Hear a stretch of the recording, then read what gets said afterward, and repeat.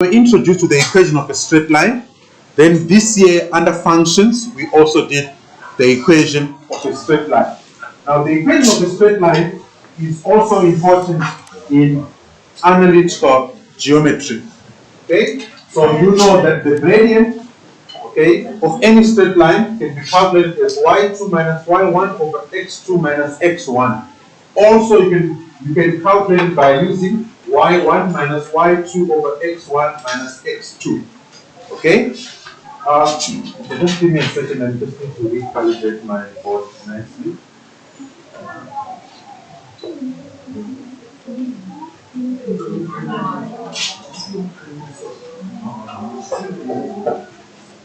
Okay, so when you write the formula, make sure the subscripts correspond. Okay? Make sure the values of the subscripts correspond. Right? If you start with y2 in your numerator, you must start with x2 in the denominator. Okay? Okay? Don't see why you look sideways. If you start with y1 here, you also have to start with x1 here. Okay? That's very, very important. If you switch the values of x or the values of y by mistake, you get an incorrect gradient. Right? Then the equation of a straight line, you know that it's in the form y equal to mx plus c. Okay, that's the general equation, where m is the gradient, c is the y-intercept. Okay, so you are also expected to know the equation of a straight line, how to calculate gradient. You are going to see when I start doing an example later on. Yes? So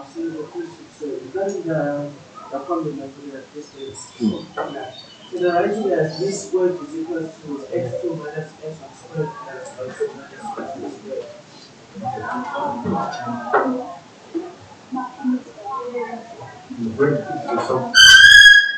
Okay. So you are talking about writing it as y squared equal to x2 minus x1 squared plus y2 minus y1 squared, isn't it? Yes. You know that this is the theorem of Pythagoras, which I told you about in the first day. Remember? So if you want to calculate the distance, if you write it like this, you substitute, in the end, you still need to find the square root of what? Of d squared. That's why I prefer to teach it like that. So if you use this formula, it's correct. But at the end, you are going to need to find the what? The square root. So it can be better to put the square root right in the beginning. Alright? Unless if you are going to find a d squared. That's when it will make more sense. Are you following what I'm saying? So I prefer the first format if you want to calculate the distance of the line segment. Okay? But the one which is talking about is also correct, because the distance formula is a form of the theorem of Pythagoras. I showed you last week. Okay? Alright, then in grade 9 you also taught parallel lines, and I also taught you as well. So if two lines are parallel, their gradients will be equal. You should know that by now. If two lines are parallel, their gradients will be equal. Okay, you were taught in grade 9, then when I taught functions, I also told you about this. It's a very important concept in maths. Any two lines that are parallel have the same gradient.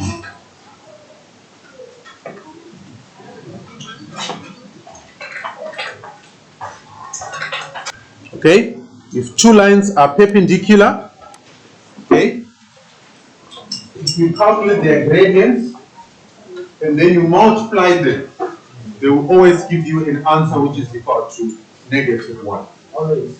Always. Now, this is only for perpendicular lines. Okay, so you calculate the gradient of the first line, then you calculate the gradient of the second line, you multiply the two, you always get a product which is equal to -1. Okay, that's extremely important for you to know going forward. Okay, collinear points. And please make sure you pay attention. Now, sometimes in math, you can have 3 points on a straight line. Okay, I would say 2 or more points on a straight line. Usually you start with at least 3. Okay, like in this case, you've got A, B, C, and then you have got D. All right. Now, these 4 points in analytical geometry, we say they are collinear. By collinear, we say if I calculate the gradient of AB, it will be equal to the gradient of BC. It will also be equal to the gradient of CD. Also, the gradient of AB, BC, CD will be equivalent to the gradient of AC and BD. Okay? Also, yeah, I think and also AD. So even if you choose any of these 2 points and you try to calculate a gradient, you must always get the same gradient. So if I give you the coordinates of A and the coordinates of D, you must find a gradient which will be equal to the gradient you get by using the coordinates of B and the coordinates of C. Okay, so if 2 or more points are collinear, it means that they lie on the same straight line. Okay, what this means is the gradient of AB equal to the gradient of BC, also be equal to the gradient of CD, the gradient of AD, and the gradient of BD. So this concept of collinear points, it's a new concept to you. Okay, it's a new concept. You were not taught that in the past.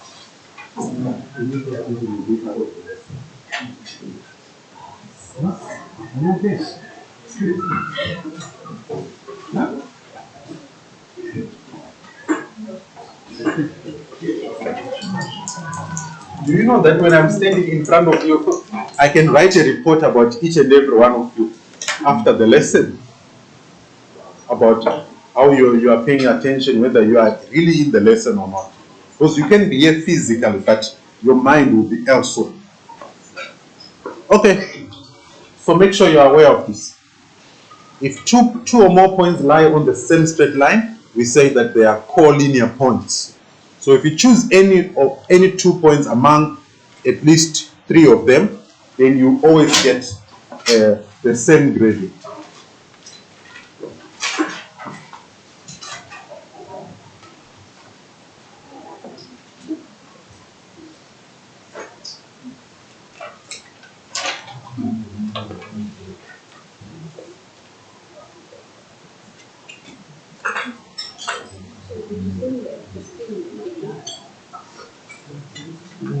I'm not sure, I can't remember that, but I wanted to send it, but I told myself that no.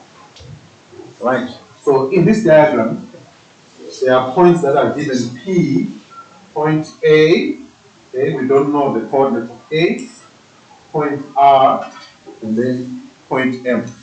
Now those points, they are vertices of a palm, okay? Now PMT is a straight line, and M is the midpoint of PT. Okay, then the coordinates of T are given. We are also told that PT is perpendicular to RT. Okay, now generally a question like this will start by testing you on how to calculate the distance or the length of the line segment, maybe the midpoint, sometimes the equation of a straight line, and so on. It is very easy and straightforward. So the first question says, determine the length of PT. Leave your answer in set form. Allow me to do this practice. Okay, so let's calculate the length of PT. 1.1.1, right? PT will be equal to, now PT is the line segment. So in this formula here, this D, I'm going to replace it by what? By PT. Remember, this is just a general formula. Remember. So our line segment here is PT. So I'll say PT will be equal to the square root.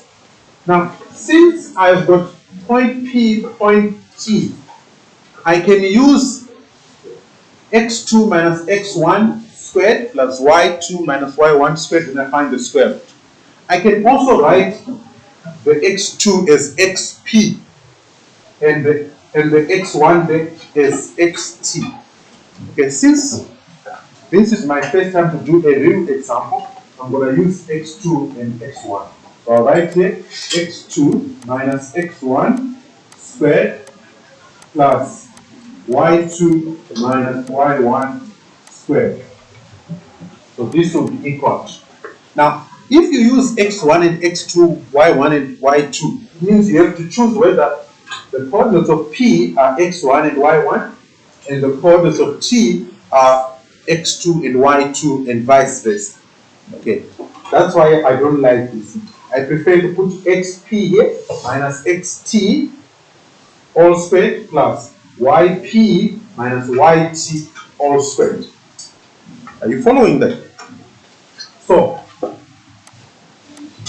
let me consider the coordinates of p as my x2 and y2. So I'll put 2 here, minus 10 squared plus 9, so that's my y2, 9 minus 3 all squared.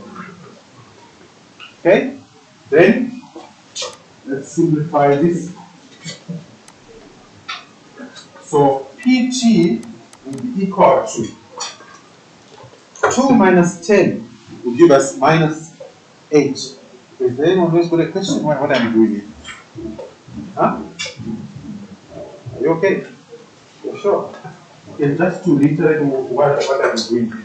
I said let point P be x2, y2. And then point T be x1, y1. Okay. Then here 2 minus 10 will give us minus 8. So I'll end up having the square root of minus 8 squared plus 9 minus 3, that will give us a 12 squared. So you get the square root of 64 plus 144. And you get the square root of 200. Okay? So 2 of 8. Okay, 2 of 8. So that will be 2 of 8. Now the question says, leave your answer in set form. Okay, so you put it in your calculator. Okay, what answer do you get?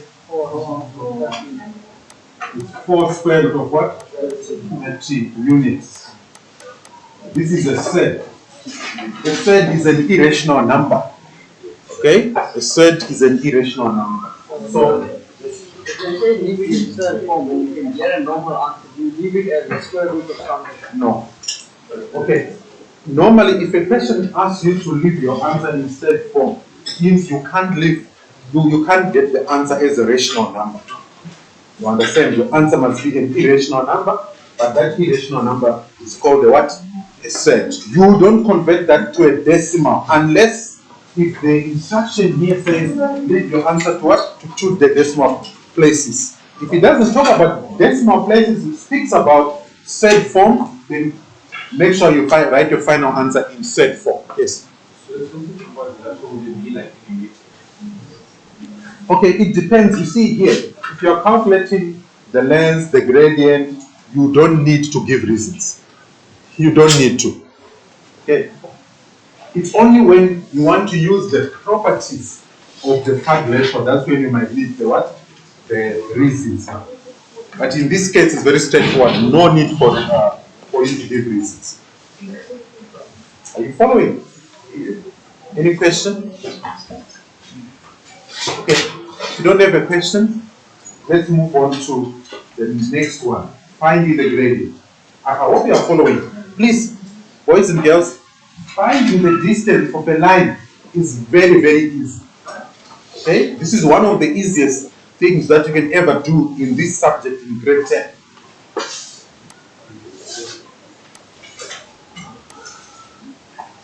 I'll just tell you something now.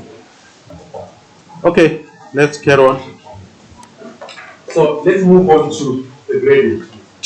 Now, for 1.2, is the gradient of PT.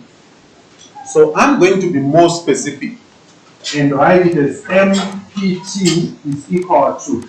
Please allow me to use the notation which I would prefer you to use going forward.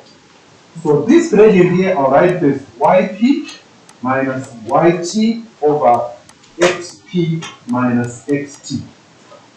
I'm using the letters in place of X1, X2, Y1, Y2 because it's much better if you have got a specific line segment. Okay? You won't have to stress about labeling point P as X2, Y2, and then you have the point T, X1, Y1. Okay? So if you use this notation, it's much better. Alright? So this will be equal to, my YP is very straightforward, it's a 9. My YT is negative 3. Okay? My XP is 2. And my XT is 10. So this will be equal to 12 over minus 8. So that will be equal to, that's 12 over minus 8, and this will give you minus 3 over 2. Okay? So get minus 3 over 2. Now, if you use common sense, I'm sure you can agree with me that this straight line PT, it is slanting to the what? To the left. Therefore, the gradient must be negative. You must use common sense.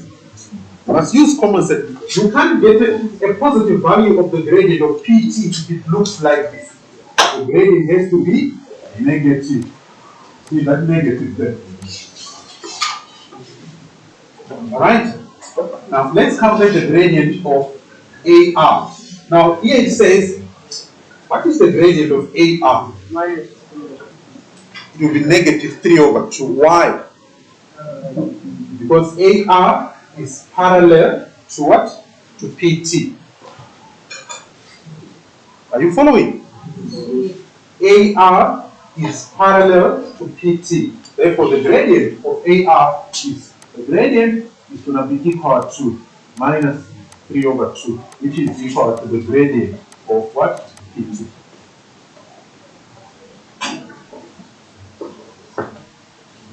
So for a question like that, then you don't need to show any working out. You just Yeah, because it's 1 mark, and it's 1 mark, you may not need to do any calculation. It's unnecessary. you don't need to show a reason that PT is parallel to AR. The reason is not necessary because it's 1 mark. If you want to write it down, it's fine, but it's not necessary because it's 1 mark. Okay? Then, okay, is there anyone who has got a question? Is there anyone who has got a question? Any question? Please ask. This is your opportunity. Okay, give me the question, then let's move on.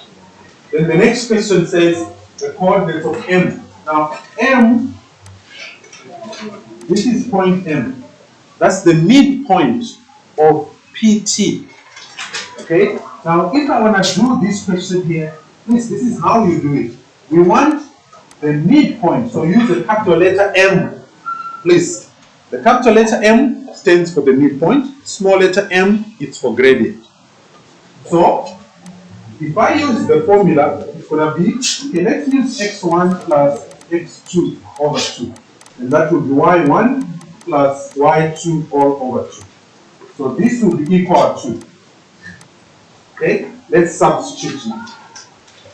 So, well, it's your choice here to choose your x1 and your x2, right? I'm going to choose my p as my x1 and y1. So I'll have 2 there plus 10 all over 2. Then the y, this 9 here plus minus 3 all over 2. So you get 12 over 2, it will give you a 6. And then here you get 6 divided by 2, and you get equilibrium. So that's the midpoint. Okay? You must use common sense too.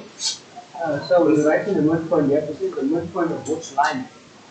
Well, if you want, you can be more specific by putting the subscript here, midpoint of PT. But yet, since we are told that this point it's M, it's labeled as M, it may not be necessary for you to put the subscript. Are you following them? Huh? And you must use common sense. Point M is in which quadrant? First quadrant. Now, in the first quadrant, both X and Y are what? Positive. You have to use common sense. Okay? Any question?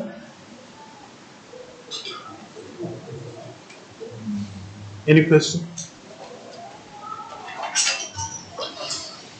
If you don't have a question, then let's move on to the next one.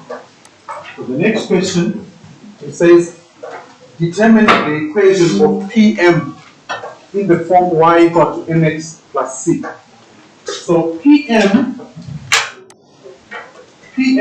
it will be this length now. From here, all the way up to there. Now, we now know the coordinates of M. X is 6 here, Y is 3.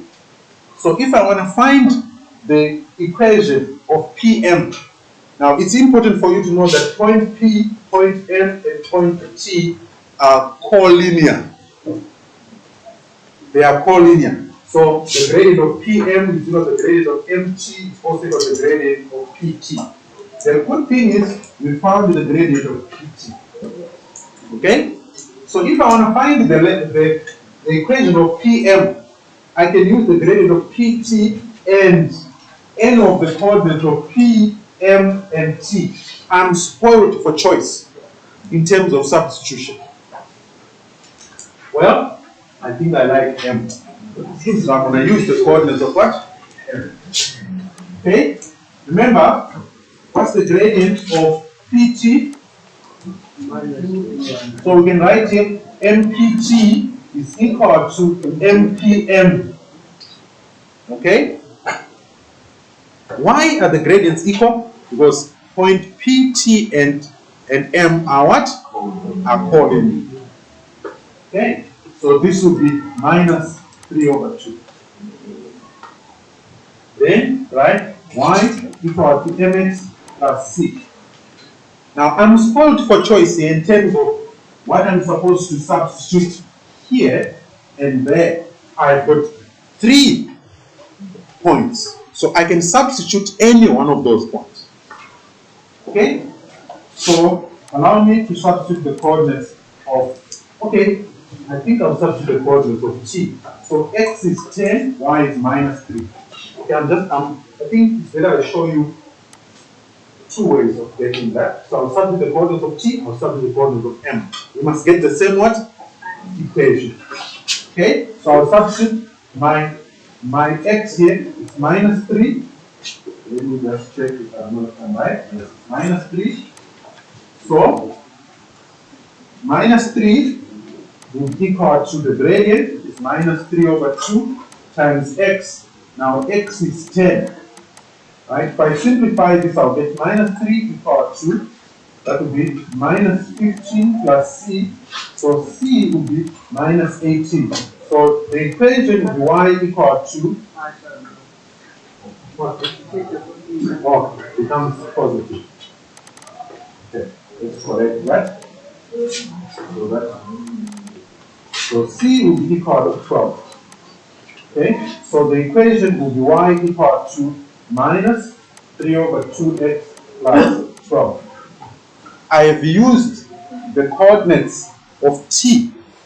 Okay, now let me try and substitute the coordinates of the midpoint and see if I'll get the same answer. Okay, please, I'm just doing this just to show you that any of the points, as long as they are collinear, they will give you the same equation. So y equals to mx plus c. If I substitute the coordinates of the midpoint, y is 3, and our m is minus 3 over 2, and x there is 6.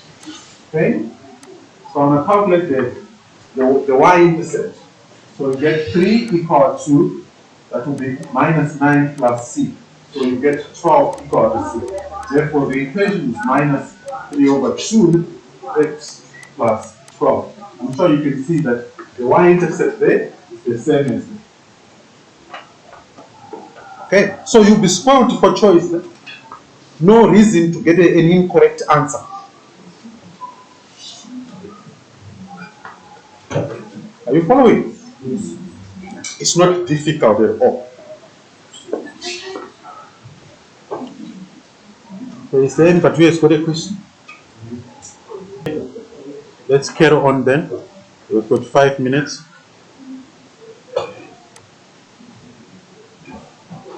Right. Okay, you must do this one now.